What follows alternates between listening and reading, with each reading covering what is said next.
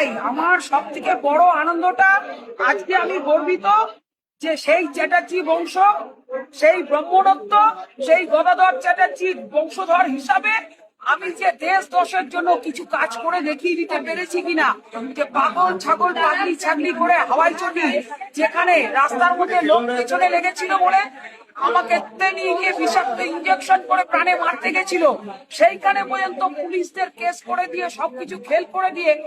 তুই যদি ব্যানার্জি ঘরের মেয়ে হয়ে এপাং ওপাং ঝপাং করা কবিতা করতে পারিস, আর আমি চ্যাটার্জি ঘরের মেয়ে হয়ে কেন চেষ্টা করলে পারবো না? প্রথম গোড়া থেকে শুভেন্দুদার সঙ্গে সন্দেশখালী থেকে শুরু করে যেখানে যেখানে দিলীপ কাকা টাকা যে যেখানে গেছে প্রত্যেকের সঙ্গে ওই কবিতা লাইন করিয়ে সব কিছু ছেড়ে দিয়ে আজকে আমি সব থেকে বেশি গর্বিত যে আমার জন্য আজকে দেশ তৈরি হতে চলেছে। সামনে আগামী সপ্তাহে, কালকে কবিগুরুর দিন, পরের সপ্তাহে কালী পুজো, অমাবস্যার কালোটা কেটে যাবে, সব কালো কেটে গিয়ে আবার নতুন সূর্য উঠবে, দেশ ও দশ নতুন তৈরি হয়ে যাবে। যে হাওয়াই চটি ভুলে গেছে খুঁটিনাটি,